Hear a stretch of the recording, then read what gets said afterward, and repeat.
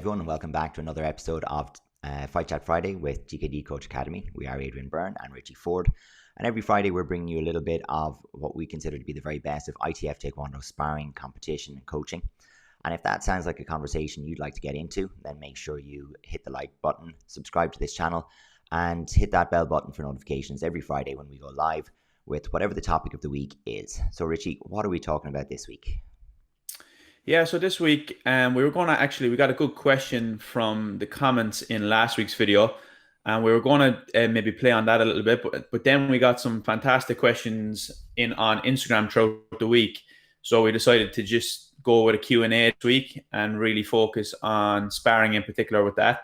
So a bit of a change up this week, and hopefully it gives a lot of value because there was a lot of questions came in. So we're hoping to give people some value and give a bit of specific feedback and get a bit more in depth here.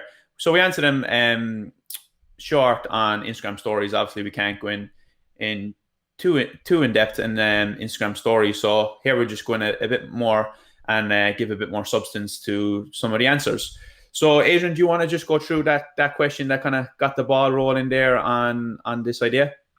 Sure. So the big talking point for this week was actually a comment that was came through on last week's YouTube video. So it was, hey guys, can you discuss the disconnect between forms and free sparring in ITF specifically? I don't see any crossover between forms and free sparring mechanics, unlike in Shotokan. To my eyes, ITF is a traditional martial art in forms, then decides to do watered down kickboxing and free sparring. So like say in Shotokan, a lot of the tsuki or straight punch stuff that you drill in basics or kata are actually applied in their sparring format. I don't feel the same harmonious connection is there in Taekwondo at all, but tries instead to be everything at once: kickboxing, traditional martial arts, self-defense, and results in a rather disjointed mess structurally. So obviously there's a load to dig into and break down in that particular comment, and I think it's a real good conversation starter. So again, thank you to the commenter, because it gives us plenty to talk about, and we'll be more than happy to do that. But we might start off the chat with a few smaller warm-up questions just to get the juices flowing. Yeah. So just to jump into one of our first little questions, we have, do you like jumping techniques being worth more points or prefer that they're the same? So thanks to _con.or from Instagram for that particular one. So as I said, this probably jumps back more to my era of sparring, where you had quite a while where the jumping punch was worth 2 points, and that was the big one. But we've also done plenty of sparring where we say a jumping kick to the body was worth 2, a jumping kick to the head then, depending on the scoring at the time, might have been 3 points when a kick to the head was 2, and a kick to the body was 1. You know, there was lots of different times, so there was basically a bonus point or a single bonus point applied for a jumping kick. And even a particular point in time where a jump and spin with a kick, so the jumping reverse turning kick, 360, etc., if you were in the air for the spin, that was potentially getting an additional bonus point, so you could get up to 5 points for a jump spinning kick to the head. And we can see that in other, like we have it in WT and the other form of ITF still don't. Is that correct? Yeah, they still award for more points, don't they, for difficulty? Yes, I don't think they award in the other side of ITF. I don't think they award for the jumping punch anymore, but certainly for the jumping kicks and so on, they do. But it was there right up till the late 90s. I'm not sure exactly what year it changed in the early 2000s, but you know, certainly for any of the international competition I was doing, it was certainly on the 1, 2, 3 system, nice and easy. And I think for me, there's no two ways about it. I prefer the system that we have now, where the points are, a little bit simpler to keep a focus on. And I don't feel like you're artificially focusing a style of play. And my feeling is that when you introduce the points for jumping, you're suggesting that in some way, jumping to throw a technique is in some way better or more attractive. And for me, it's not. Like, there's nothing more attractive about jumping to punch a person in the head when the person's already the same size as you to begin with. Yeah. And it just doesn't make any logical connection for me. I don't see tactically why we want, and what it led to, of course, was that you're double rewarding the same thing. So it's easy to do because jumping and punching a person in the head isn't too hard. It applies in some contexts, so they change the style of sparring to suit it, but the reward that you get for it, particularly for jumping double punch, is 4 points that are clearly seen by 4 corner judges. And like That's it. It's clear, like, isn't it? Especially when you get that jump. Yeah. So when you have something that's that huge a score, that clear, it completely changed the nature of the game. And there is no score as rewarding or as efficient or as easy to do, as easy to train someone to do as jumping and punching someone in the head. So an awful lot of it became, forget about trying to kick. Everything was about pull, pull, pull, wait for the mistake, jump 2 punches. Here we go. I've got a 4-point lead. All the judges saw it. Let's see you catch up with me. Particularly where a kick to the body might be 1 point. You know, you're just not catching up with that. So for me, it created and rewarded a different type of sparring or a different style of sparring that, you know, I would think the extra bonus point for jumping, the only rationale is you think it's a more attractive game, or you think that this type of scores you get will look better if there's a bonus point. Now, if we go to kicking, there's a kind of a risk reward thing. It's like, well, I might try to throw a jumping spinning technique or a jumping kick, but there's a risk to it because it's going to take longer to do it. You know, it's mechanically it's more difficult. I guess that's why it's awarded more points in the first place, though, isn't it? Sure. But where you found it being interesting is what did people do? They did a switch back kick and a switch bandy. So, and then you argue the toss as to whether the foot was off the ground or not, or defensive side kick retreating. You know, is it actually jumping? A lot of people will jump backwards to make space, won't they? So it's not an actual jumping technique, but then you're off the ground. So jump is exactly jump. that. And that's exactly what, you know, because you have to arrive at a rules definition. The rules definition is that both feet are off the ground at the point of contact of the technique. And therefore you want to be a millimeter off the ground if you can possibly manage it. And then you get into the whole, it's hard for judges to score. So for me, I don't miss it. I wouldn't want to see it come back. You know, for me, if jumping is efficacious, if there's a good reason for it, it'll be done. If it gets you scores, it'll be done. Yeah. If it doesn't get you scores and it's only there as a gimmick to try to make the game look different, it's not for me. And that's probably why it was there in the first place, I would imagine. Even the jump punch, just as a spectacle thing to attract people. Whoa, jumping punches, you know? Yeah. I guess that was the original idea with this scoring system. But I think you touched on something there. Yeah. Yeah. But as well, I think something that you mentioned there, the judging of it, it's probably much easier for judges now to have the 1, 2, 3 system.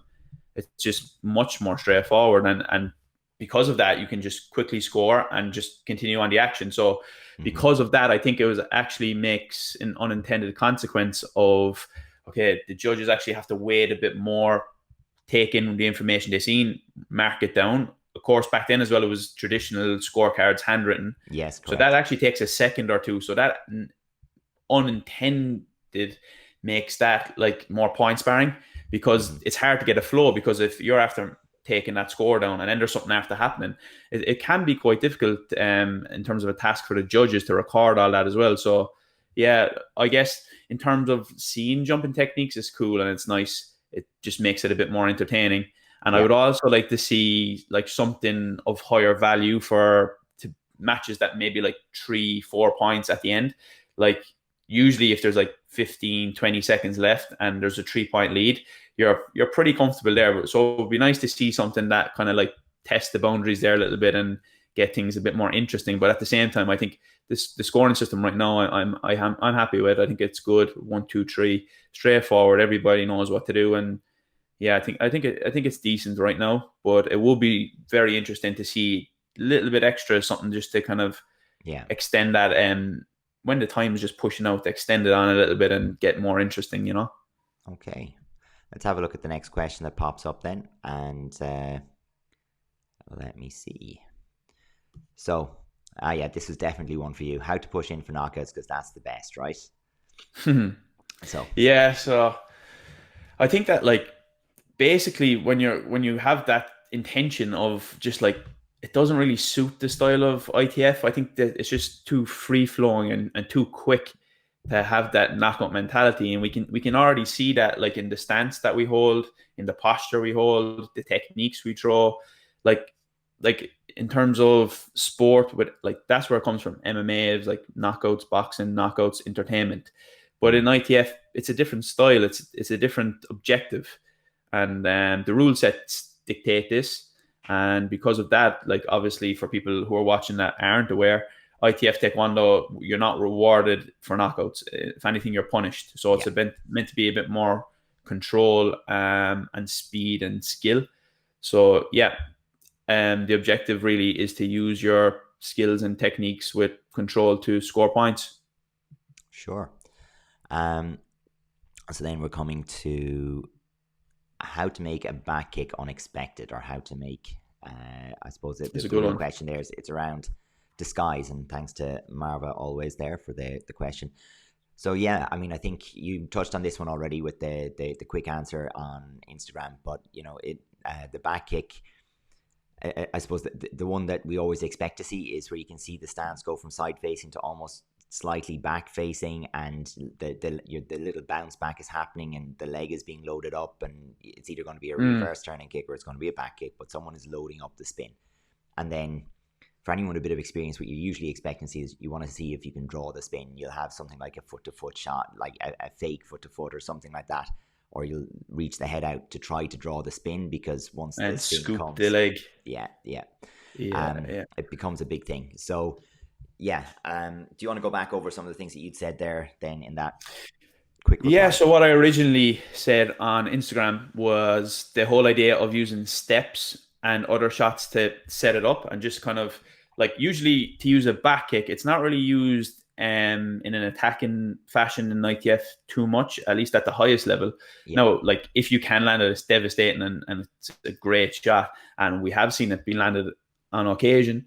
Excuse me, but usually it's more on the defensive side. So to do that, as you said, you need to almost draw them in. So you need to be a step ahead and know that it's a shot that you want to almost set up. So you can do that with steps, as in like just literally stepping from your back foot in to make that distance shorter, entice them into maybe go for a shot with the hands, and then you can set up things like back kicks. So yeah, it's just a kind of being that step ahead of almost setting it up. So you can use your steps, you can use other techniques to close the distance, expand the distance, and just playing with that distance to almost lower them in, and to get them to come towards you and straight line on the tracks, and just hopefully hit that back kick. Yeah, I think that's really important. You have to pin the person on the spot or have them coming towards you to really make the back kick effective.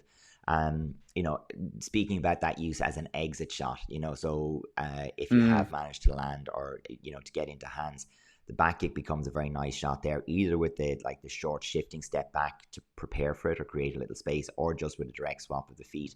But like as an exit shot, it makes an awful lot of sense.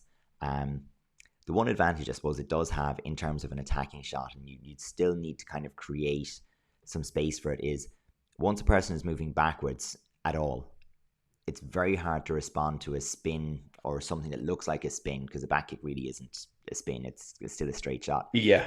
But it's very hard to react to that by coming forwards once you've started to go backwards, because your distance will tend to be wrong. So if you're coming off the spot or you're going forward yourself, it's quite easy to go through a spin. But if you're already moving backwards, the back kick can kind of cover, you know, it can be a safe enough attack, much like a jabbing side kick or something like that.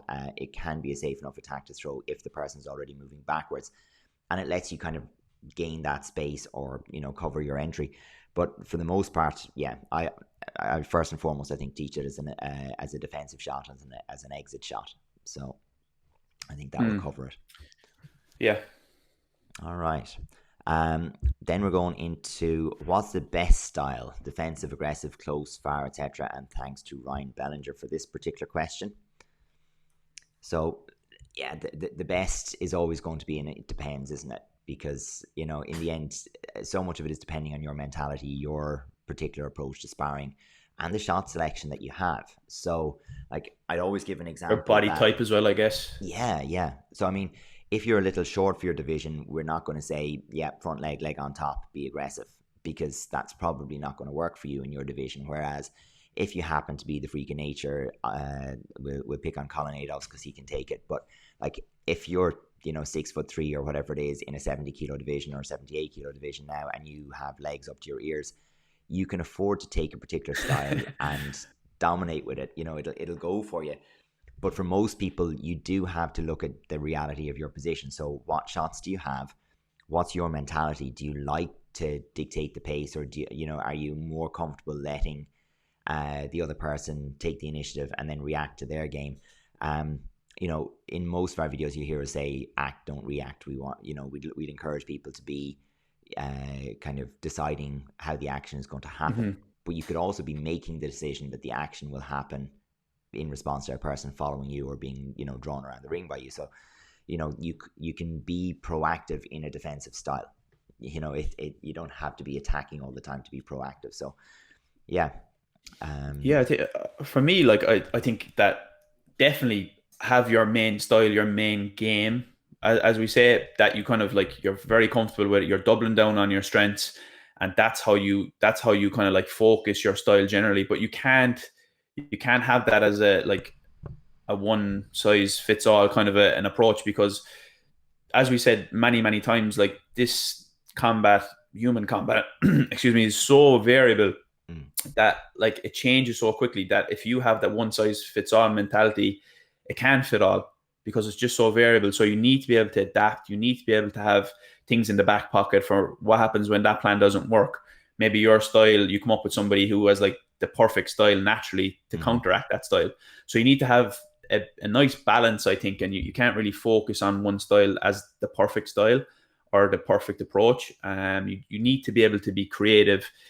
Decision making is massive, and adaptability. So you need to be able to make good decisions and adapt on the fly. And it's in particular so more important in our particular sport, because it's at least at the highest levels, you're talking of 2 rounds of 2 minutes or 1 round of 3 minutes in like a cup scenario. So like that's a short time to be able to figure things out and to adapt and make decisions. So that means you can't really like just go in there with a set approach and hopefully that works till the end, because you need to be able to adapt, see what's the problems that are being given to you in front, and come up with ways to almost come up with solutions on the fly as well. So I think that whole idea of adaptability is very important. And to be able to do that, you need a balance of multiple styles. No, you don't have to be fantastic in them all, but you need to be able to be a bit proficient in them at least. Yeah, I think having no particularly glaring holes in your game is always good. But like one thing I would say in terms of overriding all of the styles is if you don't have a work rate, your perception, your reading of the game, etc., has to be exceptional. So if you're coming from that's actually a great point, yeah. If you're coming from maybe a lower experience or lower skill base, you can't afford to have a very low work rate as well, because it just means that the margin for error is tiny. And we look back at a video we did a while ago with Daniel Jawa, who like had not a very low work, but typically would slow the tempo of a match and bring the work rate down to where it suited him. And the margin is so small. Like most matches are only won in that case with a point or two, and any mistake it flips and you lose. So I would say if you're kind of exploring this for yourself, aim for a slightly higher work rate, and really allow yourself the margin to make mistakes and have something to go back to, whichever style you choose. And that is a problem with like maybe if you decide to be more defensive or more counter style, that you almost become reactive, that we talked about like that last week. But then like you can be almost like a counter defensive style mostly, but you can still be proactive and you can still have a very high work rate. And I think that there's blurred lines there, and often it can be confusing for people. Okay, hopefully that answers at least most of that question. So any tips for people who have difficulties in keeping their guard up, from Anastasia Mariana? Yeah, so originally when we were looking at this yesterday, I said spar with people who are better than you, because they'll probably kick you in the head a lot. But generally, like that's when you think about it, that is the reason you don't have your hands up, because it's not necessary. As humans, we very quickly adapt. So if you're getting absolutely pummeled and destroyed every time you go in there, you're going to keep your hands up to defend yourself. So obviously, it's not really a threat. So you got to look at it at that first and foremost, I think. Of course, like in ITF generally, it's not something that is as important as other sports, I believe. But I think there's certain absolutely benefits of being able to use your hand position really well, being able to punch a little bit quicker off the mark, being able to control distance with the front hand, almost like a measuring stick. Sure. Like there are certain benefits, absolutely, to be able to use your hands. But yeah, like it really depends on the situation in particular. Like, are you going against people who are, it's handy for you to beat them with your hands down? Is it it really is a depends answer. But that's something that I would look at, like maybe test yourself a little bit more and force yourself into a more challenging position. And as always, I suppose with constraints, like we would say, if that's something or a decision point or a reaction or a habit that you need to improve on, put yourself in a position where you're going to be challenged with that again and again and again. And one of the ways is find someone who'll punish you for your mistakes, but that's a hard lesson very often. But something as simple as doing tapping drills. So it's very much a case of standing toe to toe with very, very light, continuous punching to the head, and then interrupt that with the ability to kick whenever you want for both sides to the head. And you'll very quickly discover if your hands are dropping to your hips, if you're punching from a poor position. You should be able to keep your eyes open and move and be conscious of where your hands are. And, we have some videos shared previously with that you can look up.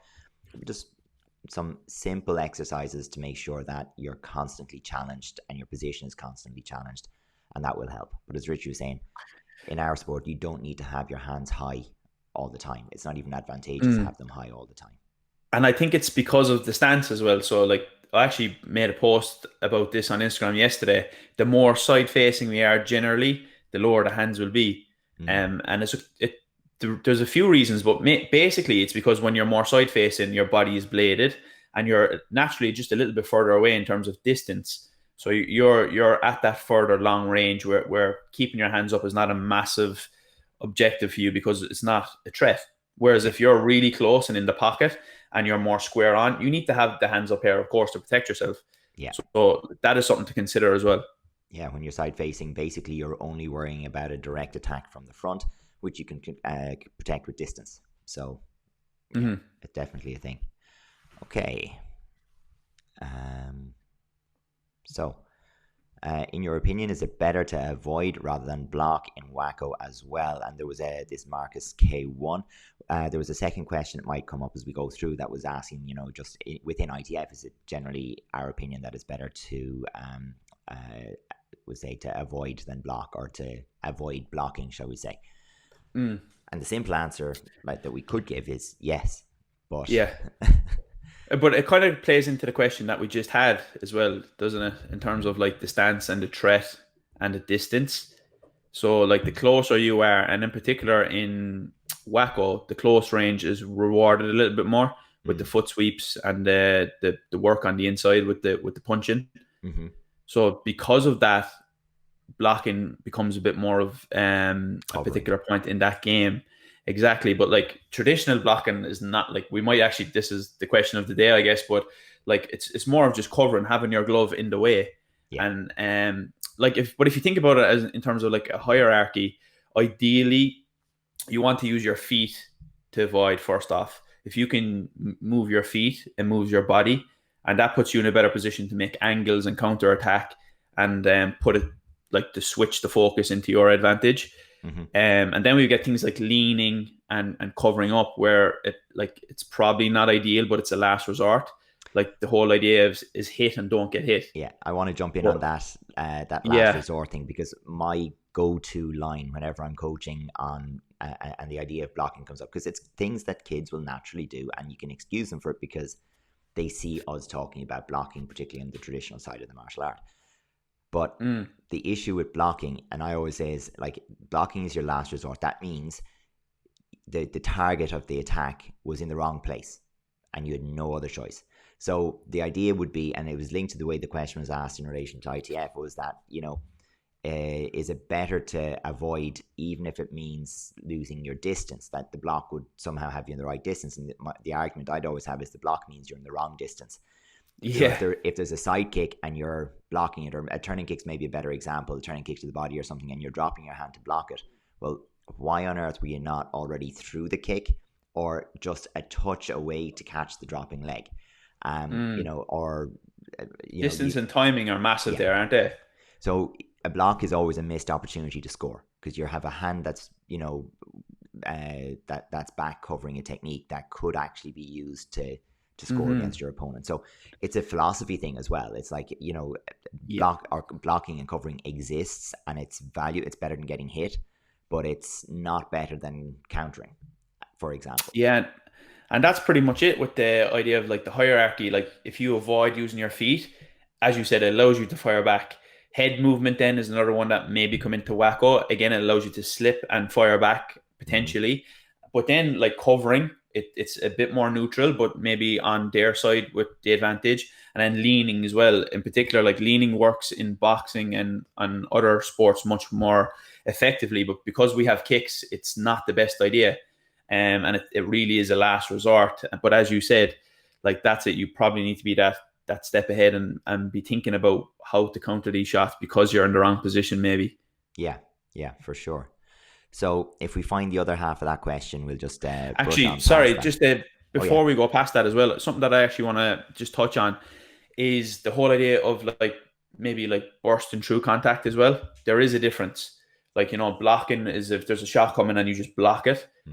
But then you might see people who like there's a side kick coming from their opponent and they block it and go through. Like there is a difference there. Yeah. So it's just to distinguish that as well of like, using it in different ways. Yeah.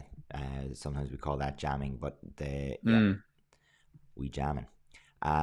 So we had that one. And is there a difference between a cup feel and a championship feel? From Galina Orlova.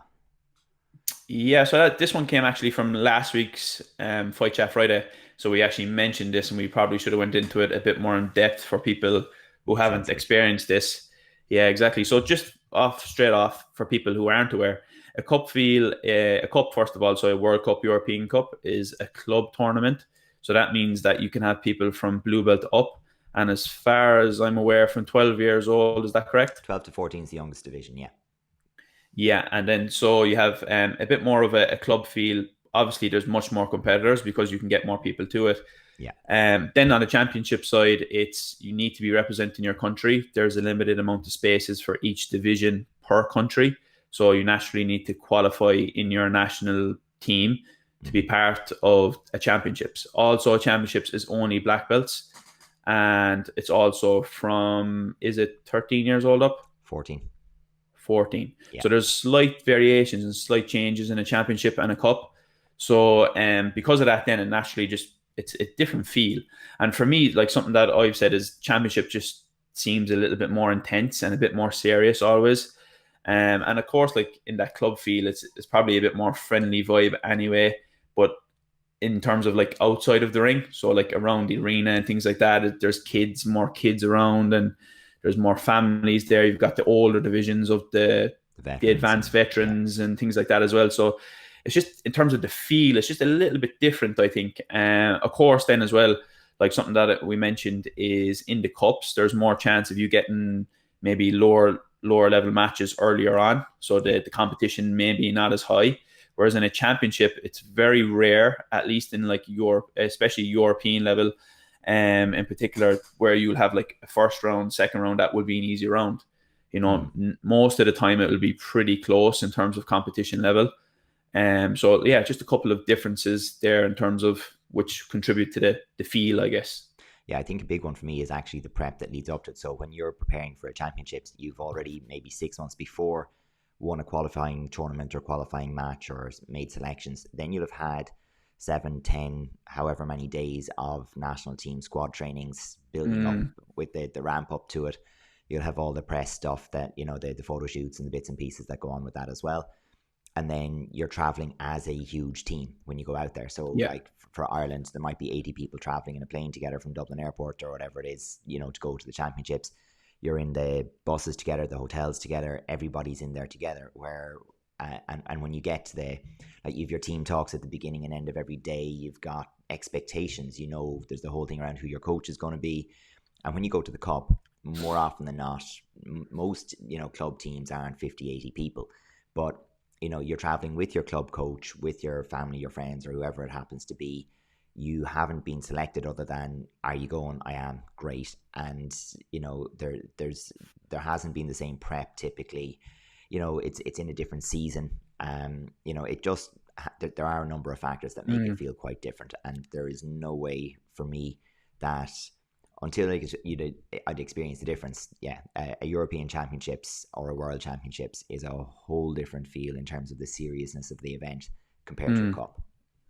It's not like people take a cup like in terms of they don't want to win it, they don't take it serious. No. But it's just like as you said, is it just a bit more of a business feel about the championships? You know, it's like right time to go to work, time to Mm, put. It's why we've been training for so long in terms of like the preparations with the national team and things. And yeah, they're all things that contribute to it massively. Yeah.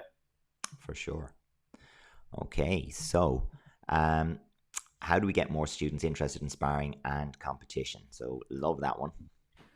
Yeah, this is a very interesting one, and I actually had a conversation with somebody on Instagram DMs about this yesterday.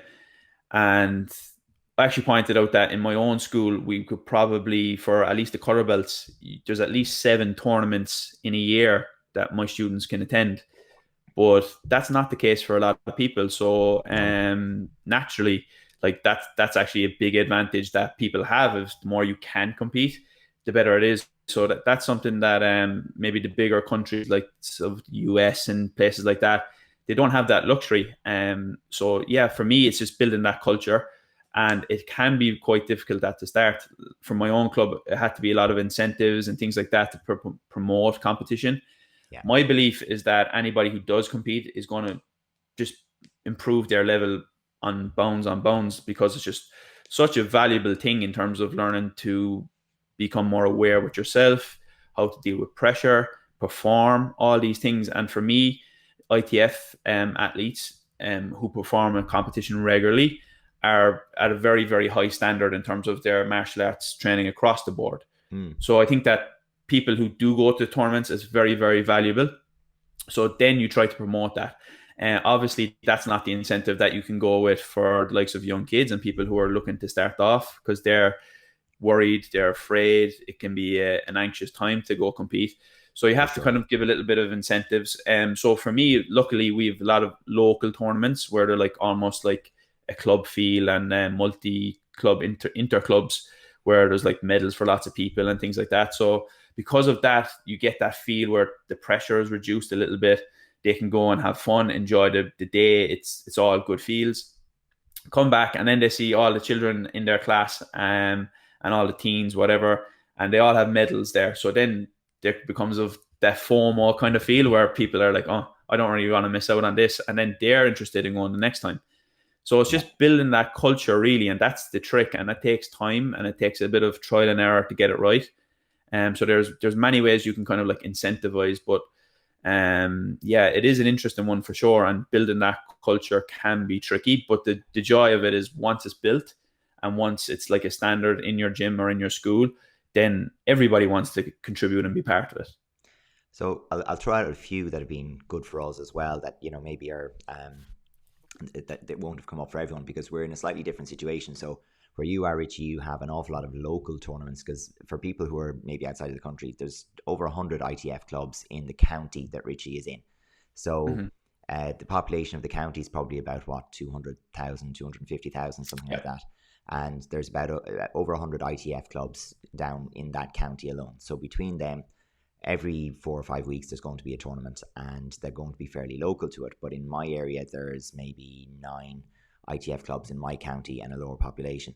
um, and between us we might have one club event per year and then one big event per year. So we have to travel, and when it comes to traveling then it's going to be harder to motivate people to sit in a car for 2 hours, take their family with them, spend the whole day. It's a different thing. So some of the things that we focused on prior to gradings, we'll do an in-house tournament that focuses on patterns, breaking, and special technique. Um, and kids have a very, very different view on breaking and special technique. That's just a fun event for them to do. And they enjoy doing it, and it's great. And so we kind of leverage that and we play on that. And then the pattern event is the almost the knockout one, but we don't do knockout. We do Swiss pools. So everyone who's in the division gets the same number of matches. Nobody is given a medal for winning or losing overall in it. You just have your 3 events. As long as you participate in the 3 events, great. But everybody, you're human. You walk out of it, you had a winning record or a losing record. But after the first match, the winners play the winners. After the second match, the ones who've won 2 go against the ones that have won 2. So eventually, 1/8 of the people in the division are the ones who are going to come out with 3 losses, and that's unfortunate. But you've got basically everybody else got to win a match, and that's a very positive building experience. The other thing that we've done very successfully in our area, and we have a lot of competitors from clubs in our area, between us and Quinn and Midwest, or sorry, and what's John Moriarty's calling himself, West Clare, and there's a good few of the clubs, Ennis here. We'll do a kids team championships or team tournament, and we do teams of 3. And once people are committed to going to the event with a team of their friends, they just prepare and they go. And when they're there, like, they know from the start of the day they're with their team. So they have people to be with, to belong with, to socialize with for the duration of the day. And the days are much shorter. And the other thing that happens out of that then is when they go to sparring or whatever, it's the same with the adults who go to team sparring. Like, very often people don't team spar until they're at a very, very high level. But team sparring is just as engaging, just as fun and challenging when you're 8, 9, 10. And sparring as part of a team means you get to have this lovely thing where you get to say, I won and we lost. And I always envy team sports for that, because if you can say we lost, it's not nearly as personally impactful as saying I lost. You don't have to take it on board as personally. So the wins mean just as much and the losses mean less in team events. So that's just something that you can play with to try and build engagement. If the sport looks the exact same for the 10-year-olds, it's terrifying. You've got to change how the sport looks and feels so that it engages a 10-year-old or a 9-year-old, And that's it. Like, it's just good experience. That's the important thing, isn't it? And that can be tricky. Like, if you're going to massive, big national tournaments only, and you just go into them once, twice a year, it can be very, very daunting, especially for the younger athletes. So it's, as you said, it's finding ways to make it a bit more fun, a bit more enjoyable, and to make the experience a positive thing overall. I think that's the key. And then once people experience that, they don't want to miss out. So like, we're very, very lucky here in Ireland to have such high level tournaments in the ITA 3 times a year, which are very, very high level. And then to have the small local tournaments then underneath that as well, it's a very, very good combination for people, I think. I think so.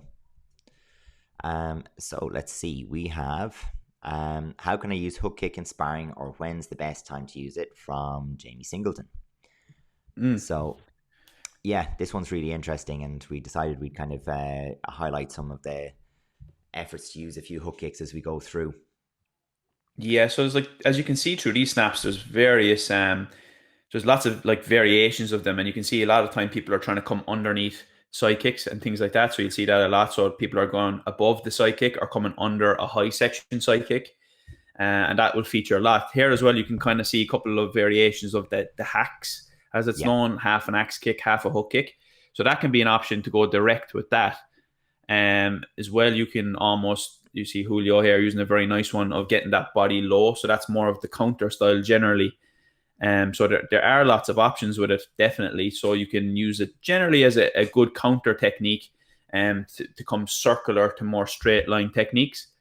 And then as well, you can have it as an attacking tool, bringing it, changing the levels from side kick up to high section, like kind of like the picture that we see right here. So yeah, there's lots of options with it for sure, and it can be a great technique if you score it, especially to the head, of course. 3 points, happy days. Who doesn't want that? Exactly. And I mean, a huge, like, a 1 point add, and it kind of feeds into our question of the day for later. But I would think if hook kick's just a shot that you want to build into your game, look around a little bit, because hook kick is probably used most extensively and most effectively by WKF or karate fighters generally. It's just when you look at their scoring system, their rule system, it's a very high value score, and they throw it beautifully. Like, credit where credit's due, they throw that shot absolutely beautifully, and you got to have a look at how it's done. And there are little things that we can take from that, and that we can use to our with a side step, and stepping inside like a straight shot, as Richie has said. Coming under is certainly one. I also think it's underutilized to the body. So when you have that high flicking shot coming in, very often the hands spread. So naturally, as the leg goes up, the hands start to separate and spread, and there's a nice open shot through to the body.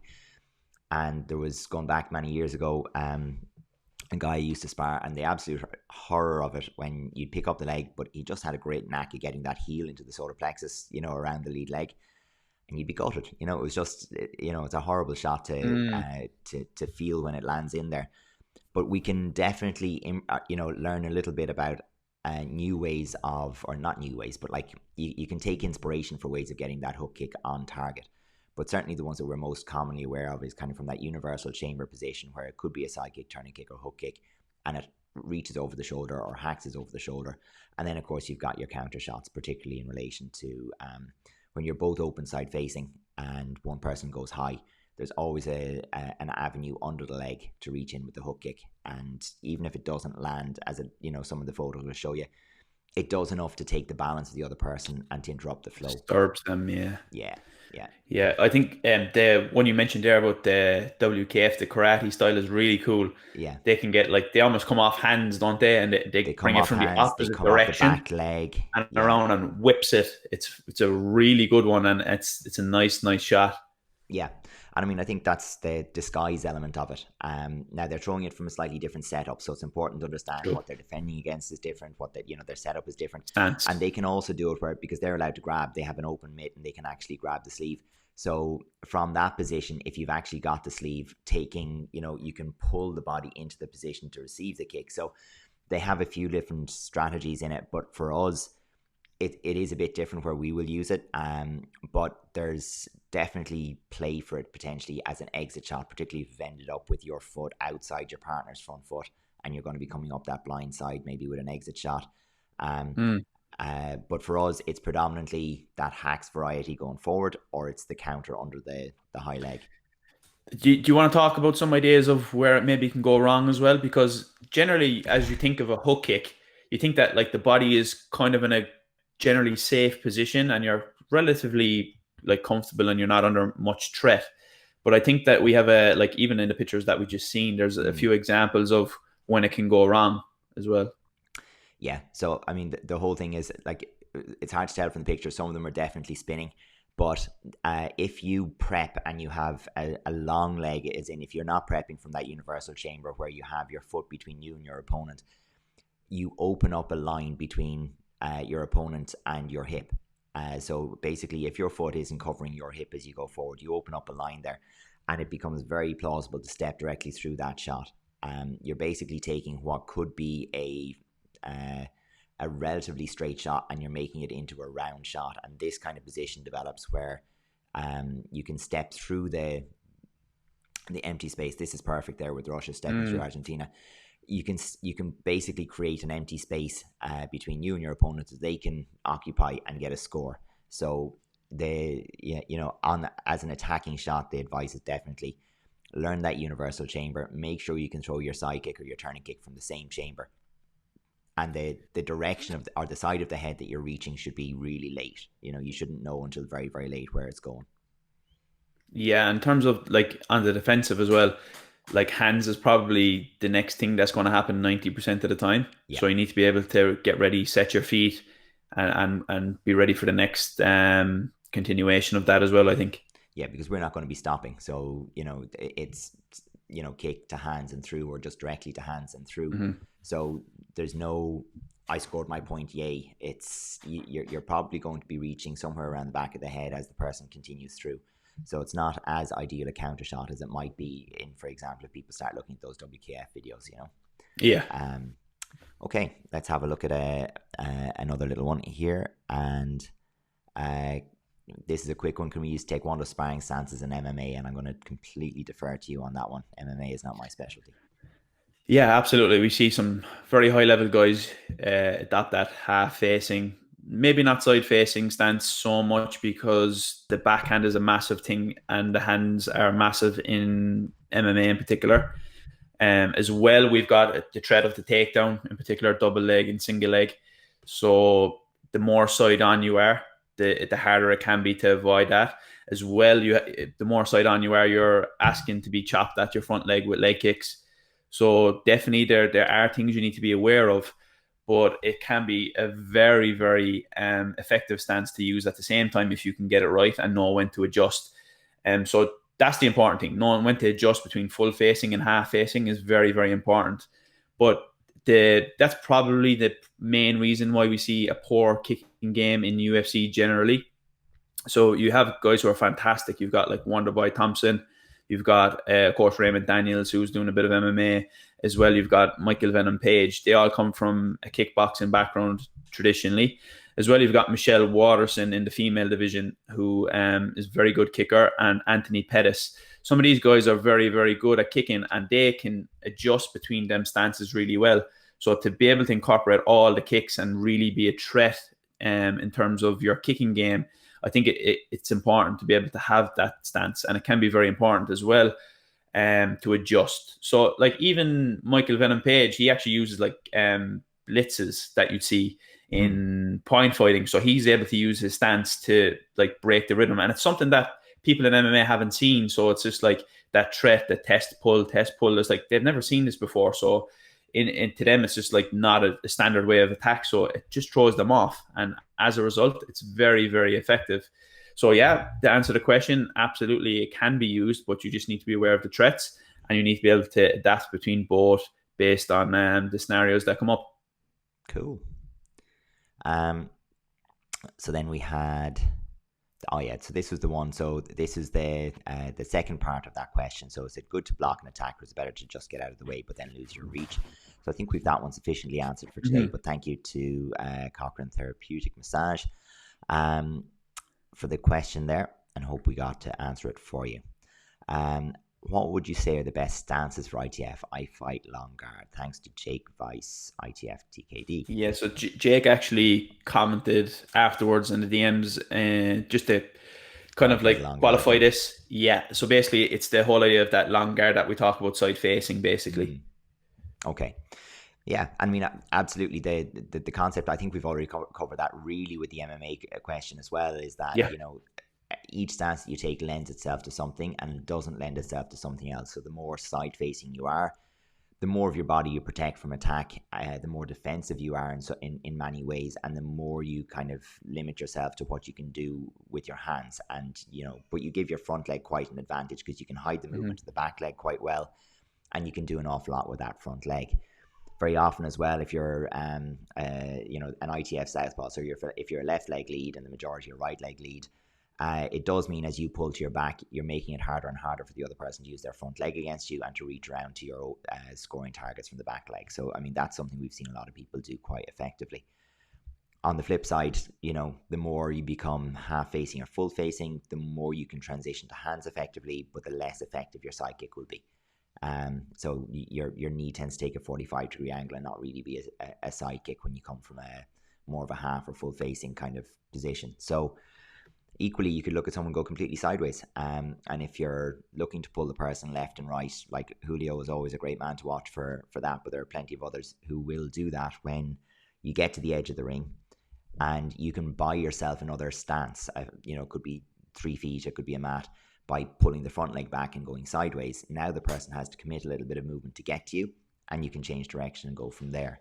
And I think the transitions that you mentioned with the MMA comments really are the important thing there. If you can only fight one way and in one stance, it's limiting, not maybe, you know, fatally limiting, but it's limiting. And if you can transition between stances to open up the techniques as appropriate, I think that's ideal. Yeah, it's massive in ITF. We mention this all the time. The people who transition between the more distance of kicking and to being able to transition their body position and their foot position to punch correctly, the people who can do that are very, very effective in ITF. Going back a few years going on, we had you know, an awful lot of visitors come in and to really help us to develop our sparring, and you'd always be hugely grateful to the guys who came in and shared their knowledge. But I remember a lot of the instructors struggled with the fact that, would say, Master Van Immortal would come in and teach his particular style, and Master Yadid would come in and teach his particular style, and they're both hugely successful, and they don't work together. So you know, you can blend them and you can interpret it in your own way, and you can lean towards what suits you. But if you have a style that's very heavily based on playing a numbers percentage game, being side on, being defensive, and looking to go to the hands, particularly as a follow-on to a side kick or something like that, versus a pull-push movement-based game that doesn't really use side kick too much and is looking to find spaces for turning kicks, back kicks, and engaging to hands.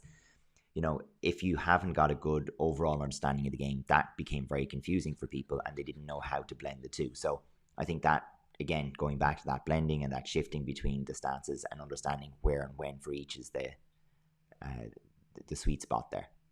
And the front foot is really, really important as well on that idea of stances. Like if your front foot is completely sideways, and then as we say, like if your left leg lead facing 3 o'clock, and then Sure. you adjust it between 3 o'clock to 12 o'clock, anywhere in there, just adjust your whole body position just by Yeah. moving your feet. It changes your shoulders, it changes your hip on the backside. You know what I mean? So something just playing around with that can be very beneficial, definitely, to transition between both. Simple thing for people to try is, even try doing some punching in, like, is it your normal, the way you'd approach a pad for punching, and do a little bit of punching there and see what way your feet are, and try to throw a reverse turning kick directly from there or whatever. And it just, it's a different thing. Try and throw a hook kick, off that front leg, versus go side on and, one hand fencing at the front, and then try those same shots, and you'll see the need to work your blending and your transition between the two.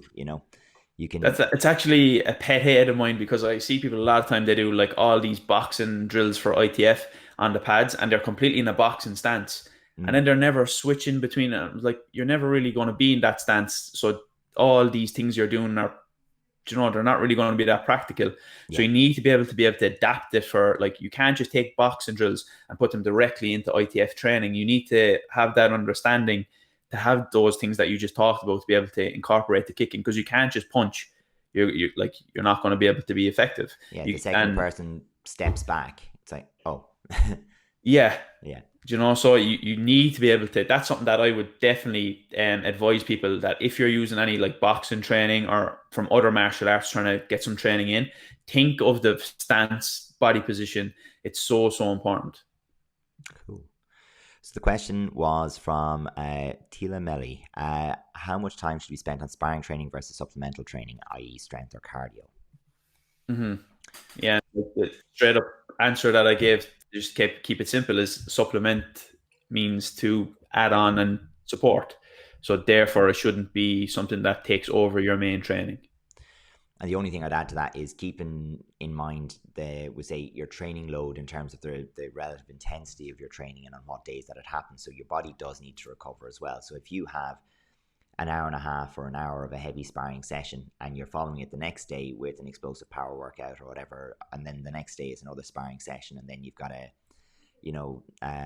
sprint intervals or something like that the day after that, at some point your body is going, this is not and the effectiveness drops off very rapidly. So just take into account a little bit the overall training load. And one of the things that most of us as Taekwondo people can do is, your Taekwondo training is probably more often than not structured around a club format, and what days you've got that, and so what days of the week you can supplement with your strength training, or what phases of the year.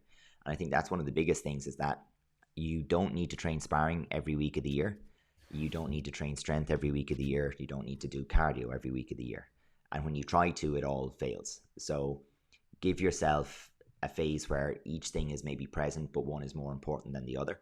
And remember that when it's Taekwondo time and the tournaments are coming up, it's now just maintain your strength, maintain your your conditioning, and focus on the things that are going to win the match in the ring. I think that's key. I think is like, it just kind of goes back to what we were just chatting about there as well, from other martial arts, because there's not a lot of shows like we're doing here, and a lot of talk and stuff on the internet about things like ITF and the smaller martial arts. A lot of things are taken from other martial arts and just put in directly. And then there's this whole idea of, oh, you can't spar consistently, you can't spar all the time. But like, when people are talking about that, it's coming from boxing and MMA, where the guys are getting the head punched off each other, and like they're coming out of their sparring sessions absolutely destroyed. So like, we definitely have a much more leeway in ITF being able to spar more often. Now, that doesn't mean you have to spar every single day, like destroy your body in terms of like fatigue and your nervous system. But it means that we can spar more, which means that we can actually put that supplemental training, in terms of at least in cardio and speed training and things like that, we can supplement a little bit more within the sparring. Of course, you need to have your physical training done as well. You need to have a certain baseline in each of these things, which will require supplement training, as we said. But I think that's something to be aware of, that we can get away with a little bit more of training, a bit more in our sparring. Oh, definitely. Yep, I like that. So is it possible to use boxing stance in ITF Taekwondo? So last of our questions before we jump into that big question of the week. Is there anything to add to that from what we've already mentioned on stance? I don't know. We've actually covered a lot of stance today, haven't we? And body Just position and things by like that. chance. So yeah, so I think it's just a flip on what we already talked about, but we already covered it in terms of the boxing drills and training like that.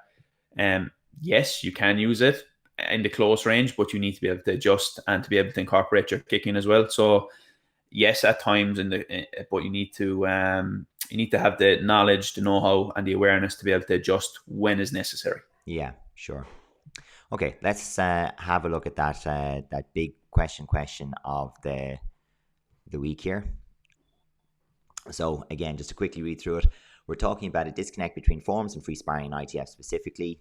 The commenter didn't see any crossover between forms and free sparring, unlike, for example, Shotokan. That ITF is a very traditional martial art in its forms, and then decides to water down kickboxing and free sparring. And then there's comparison made with Shotokan, where a lot of the tsuki, the straight punch stuff that is drill and basic kata, are actually applied in the sparring format. That the same harmonious connection might not be there in Taekwondo, but instead tries to be everything at once, becoming a disjointed mess in the process. So quite a few little bits to jump into that way.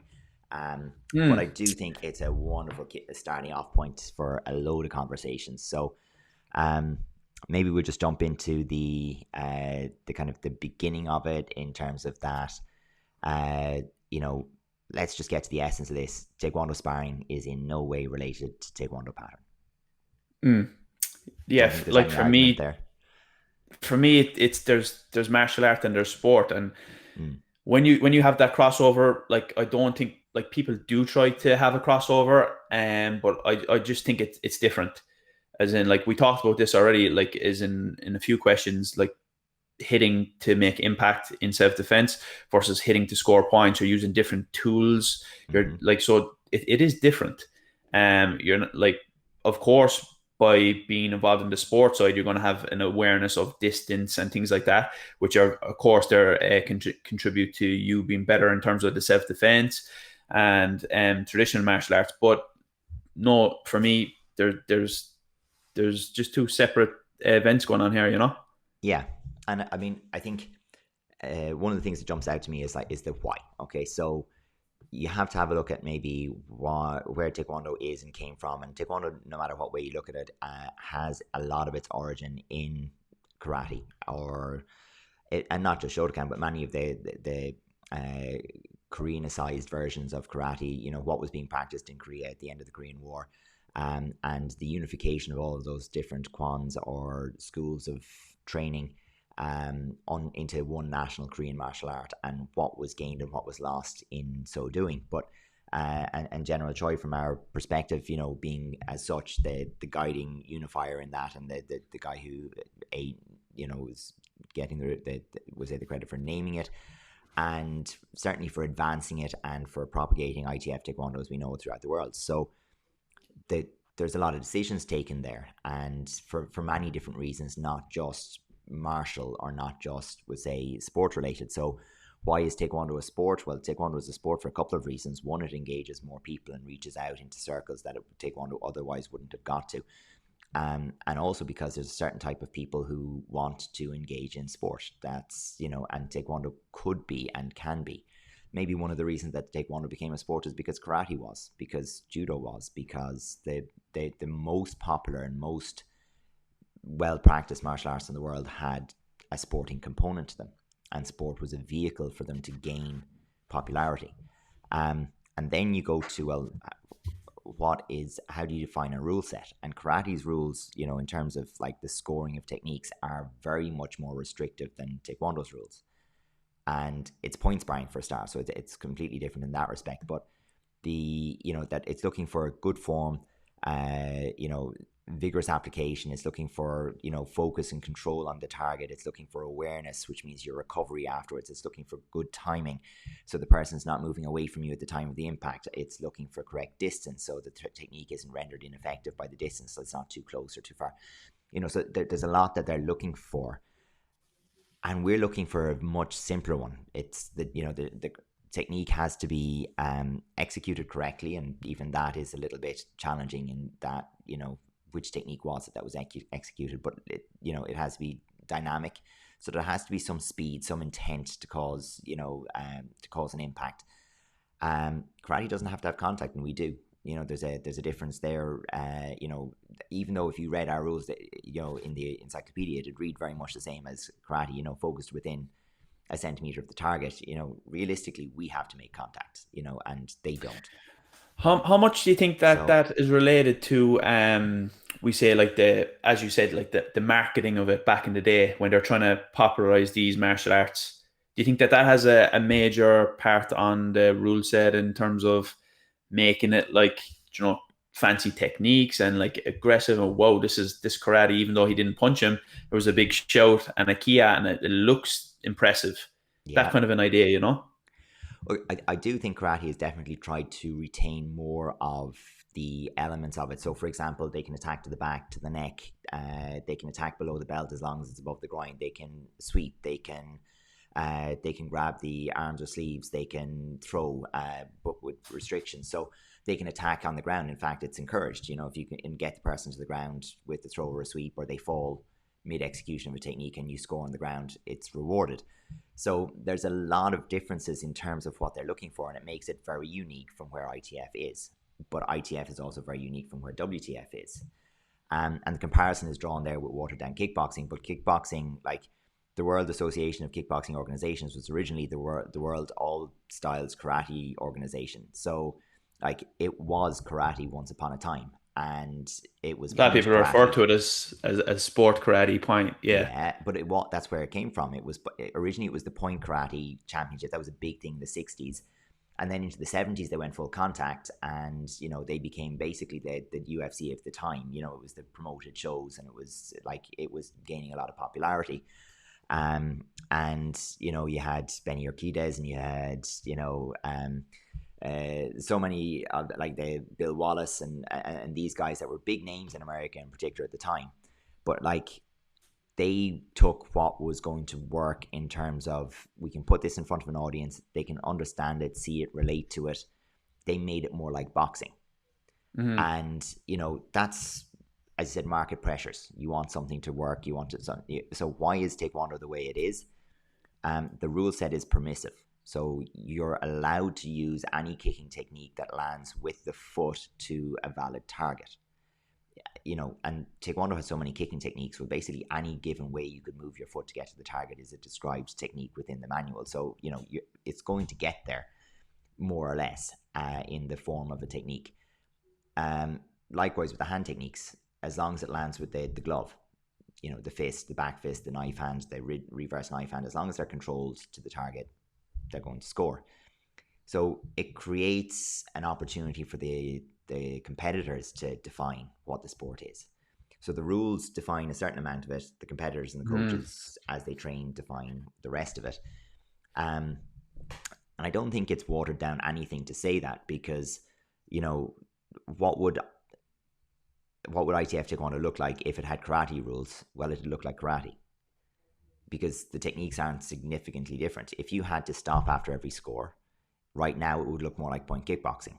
But if your scores had to resemble our fundamental techniques, and you needed to retract a hand after a score, you needed to maintain facing, you couldn't score unless you had good posture and various things like that, well, then it'd look more like Shotokan or any of the WKF karate styles. The rules shape the game.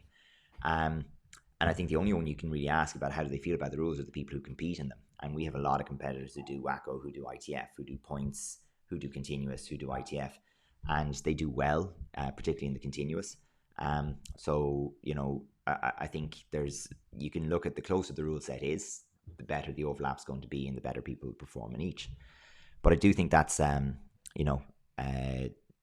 still kind of, that's just on how do the rules work the way that they work. There's no effort in ITF Taekwondo to make the pattern and the sparring relate. And I think that's think of it, it's a different event straight off the bat. Yeah. Like there's a reason for that. Yeah.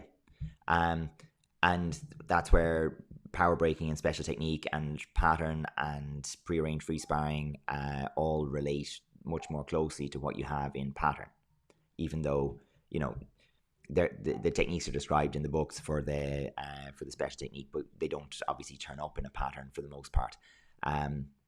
But you know, those kind of things are, they're the part that are much closer to it. And then there's the sparring, which, you know, is divergent. But rather than it making an incoherent mess, I think it's actually more inclusive, because you only have to look at the two of us chatting here today, where if Taekwondo was only a martial art, we wouldn't be here. Like I can say categorically, I wouldn't be here.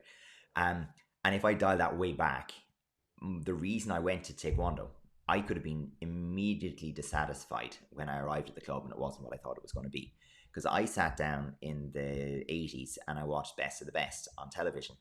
And I watched the US national karate team fight the Korean Taekwondo team, you know, in a stadium with thousands of people watching, and, you know, all this kind of stuff. That's what's in the movie, right? And there's a whole backstory and power ballads because it's the 80s and whatever else. But the reality is that I went to my Taekwondo class expecting a sport, because that's what I saw on TV. And I got that. And my coach at the time, he's manager of the national team now, but like, I got a sport. I had competed 3 times before I got my yellow tag. I owned sparring gear before I got a yellow tag. You know, it was just, this is what we do. And that was it for me from the beginning. And I competed the whole way through, you know, from the very beginning. And if I got, no, we're here to learn to defend ourselves, and we're going to do that using these traditional techniques that were developed by a mystic on a mountain, you know, and followed the philosophies of Confucianism, I'd have been, soccer's grand too, I suppose, you know, and I'd have been gone. Like, no question. It just wasn't going to be for me, because this is what I needed. So it allows for, like, the individual philosophies that instructors have within clubs allow for different people to develop. Now, that's absolutely true to say I'm not going to get the most traditional minded martial artists coming through my club, because that's not what I teach. But there are other people who I sit at an AGM with, or I go to an international instructors course with, or whatever, and that is what they teach and it's what they do, and, you know, more power to them. We don't agree on everything about Taekwondo, but we don't have to, because day to day we don't interact with each other in a major way, and we're still promoting our martial art and our sport, and there's room for everyone. I mean, if it was only sport, it wouldn't be as inclusive, and if it was only martial art, it wouldn't be as inclusive. And for me, I guess, like, if it was only martial art, as you said, there'd be no reason to, like, collaborate and get in contact with other people in other schools, would there? No, I don't think so. What would be the reason? Maybe the odd training session where you come together? Literally just for social contact and to not feel lonely, I think. Yeah. That would be it. Like, where, as you said, that's a great point. I never actually thought of it that way, but the sport actually brings it all together, and then probably levels off the standard a bit better as a result, and you have a bit more, you know, like, I know you can have, like, centralized gradings and all, but if everybody is just training by themselves, what's the point of that?